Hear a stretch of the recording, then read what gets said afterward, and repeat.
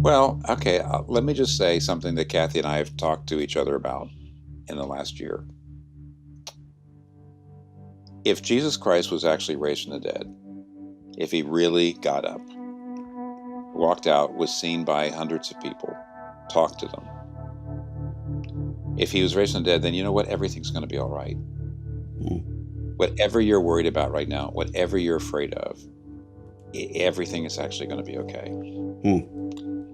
Because you got to remember, we're not just talking about resurrected people. Jesus Christ is, and this is where Christianity is unique, we're talking about a resurrected world, meaning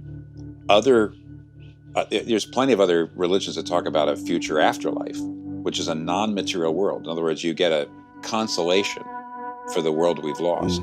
Christianity says it's not just your bodies are being resurrected, but the world is actually going to be a material world that's cleansed from all evil and suffering and sin.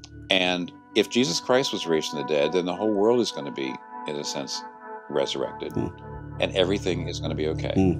Everything. You don't know how. I don't know how, but it will be.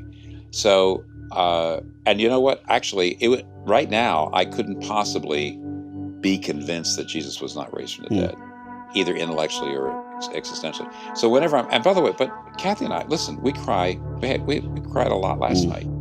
Sometimes the reality of the shortness of what we have left here just overwhelms us, and we were just weeping together and crying. And then you say, if Jesus Christ was raised from the dead, it is going to be okay. And then you can wipe your tears, but you don't stop crying. It's like salt in the wound that keeps the wound from going bad. That keeps the wound from getting infected. But it doesn't mean that until the end of, until we actually meet Jesus Christ, we still have our wounds. So they aren't going to be healed. But they'll be healed by his.